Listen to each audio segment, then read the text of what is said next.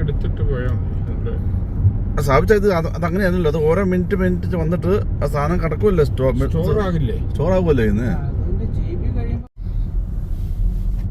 ഇന്നത്തെ വഴികളുടെ പ്രത്യേകത എന്ന് പറയുന്നത് ഓരോ ഒരു 3-4 കിലോമീറ്റർ ശേഷം ഓരോ ടണലാണ്.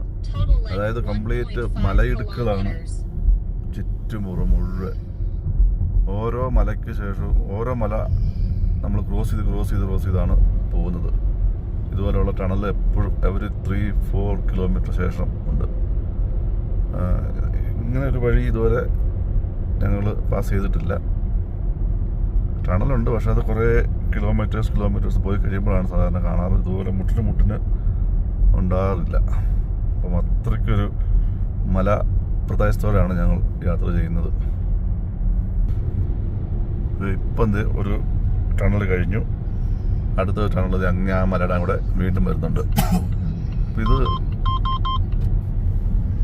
ചുറ്റും വലിയ മലകളാണ്, വലിയ മല.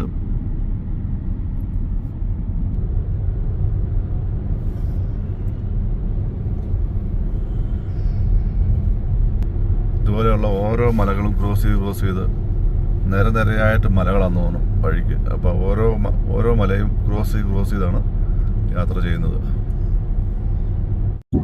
ഇത് ഇവിടുത്തെ പ്രത്യേകതരം വള്ളമാണ്. ഈ വള്ളത്തിന് ചെരുവുണ്ട്, അതാണ് ഇതിന്റെ പ്രത്യേകത. എന്തായാലും നമ്മൾ റൈഡിന് കൊണ്ടുപോകും, ഒരു ചില്ലറ കൊടുത്താൽ റൈഡിന് പോകും. നമുക്കിതേ കയറണോ? പിന്നെ ചെറിയ സമയമെടുക്കും. അപ്പോൾ നമുക്ക് സമയമില്ല, നമുക്ക് പള്ളിയിൽ പോകാനാണെന്ന് അതുകൊണ്ട് സമയമില്ല.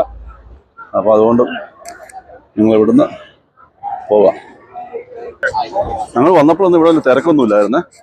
ഇപ്പം നല്ല തിരക്കായി, ഭയങ്കര ആൾക്കാരായി. വഴിയെല്ലാം ബോർഡറിൻ്റെ അടുത്തുള്ള വഴിയാണ്, ബോർഡറിലേക്കുള്ള വഴിയാണ് ഈ കാണുന്നത്, നേപ്പാൾ ബോർഡറിലേക്ക് ചൈനയിൽ നിന്ന്. അപ്പോൾ നമ്മുടെ വഴിയെല്ലാം പോയി കിടക്കുകയാണ്. അരിയോഹര സർവനാശമായി. മുകളിൽ ആ കാണുന്നതാണ് വഴി, അത് ബ്ലോക്ക് ചെയ്തിട്ട് താഴെ പണി നടക്കുകയാണ്. അരിയോഹര സ്വാമിയേ ശരണമയ്യപ്പ.